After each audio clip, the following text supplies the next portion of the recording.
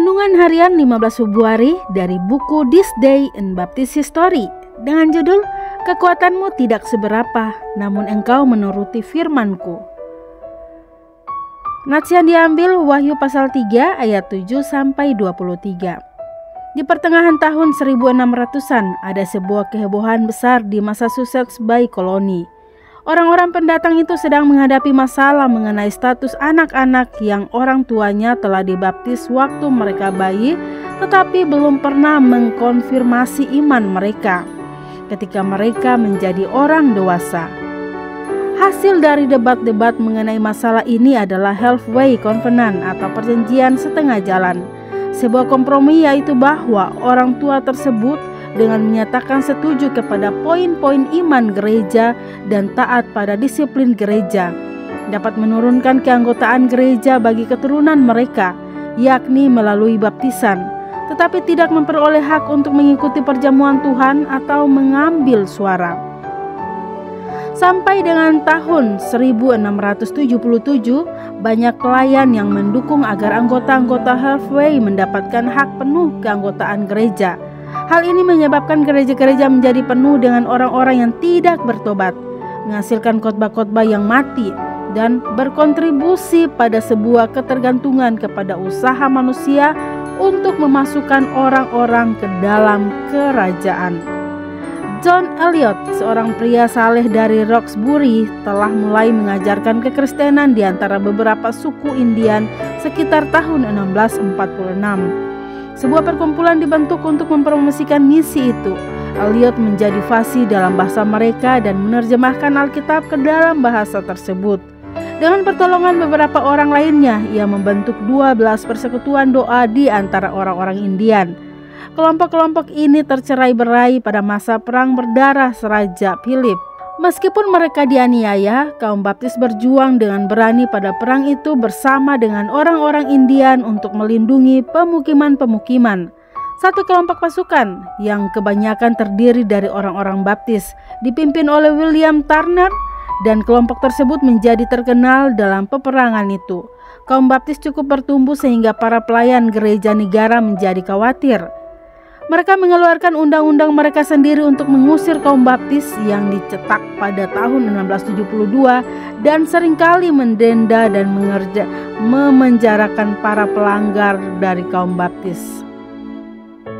Salah satu pelayan gereja negara mereka, William Hanbart, dalam sebuah khotbah berkata, telah dibuat oleh para penulis yang terpelajar dan bijaksana bahwa salah satu hak raja yang tidak dapat diragukan lagi adalah untuk memutuskan agama apa yang secara umum akan dianut dan dipraktekkan di daerah kekuasaan mereka.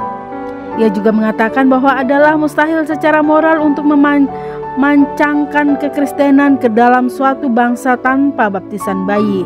Dengan demikian, ia menyerukan bahwa sudah otomatis kalau baptisan bayi diabaikan dan tidak dipakai lagi, maka hal itu akan cenderung untuk menghancurkan kekristenan. Sejumlah besar orang keluar dari sistem keagamaan ini dan bergabung dengan kaum baptis di dalam maupun di sekitar daerah Boston. Pada Februari 1678, kaum baptis memutuskan untuk membangun sebuah gedung pertemuan di Boston. Mereka melaksanakan hal ini dengan diam-diam dan dengan hati-hati karena mereka tidak mau menarik perhatian musuh-musuh mereka. Masyarakat umum tidak tahu untuk tujuan apa gedung itu didirikan sampai kaum baptis pindah ke sana pada tanggal 15 Februari 1679 hari ini dengan John Russell sebagai gembalanya. Hari ini pemerintah membuat hukum-hukum perizinan dan pembatasan pembangunan yang akan memungkinkan para pejabat memakai sarana tersebut sebagai alat untuk mematikan dan memutuskan masa depan jemaat kecil.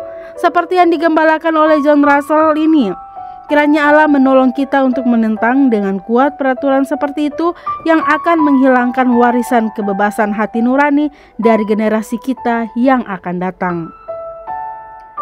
Renungan tambahan dari Dr. Santo Liao. Poin pertama, dalam perjalanan waktu, ulang-ulang iblis menandai dirinya dengan kekerasan. Hanya orang yang super bodoh bahkan dungu yang tidak bisa menilai bahwa agama atau sebuah denominasi dari agama yang memakai kekerasan atau peraturan pemerintah sesungguhnya adalah milik iblis.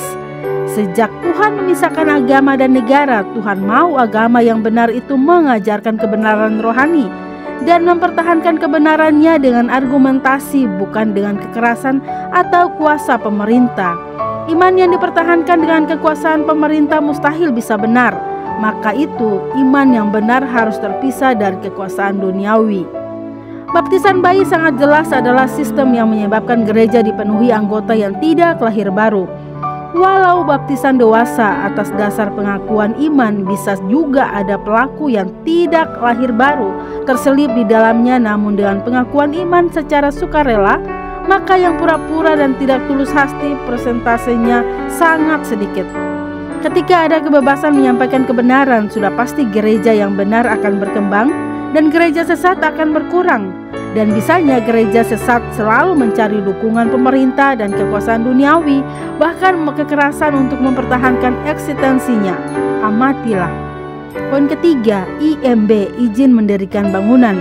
Seharusnya tujuan IMB yang paling utama ialah agar ketika seseorang mendirikan bangunan di sebidang tanah, pastikan itu tanah miliknya, bukan tanah orang lain. Tetapi pemerintah banyak negara membuat undang-undang merampas hak asasi manusia, biasanya dengan alasan untuk tata kota dan lain-lain.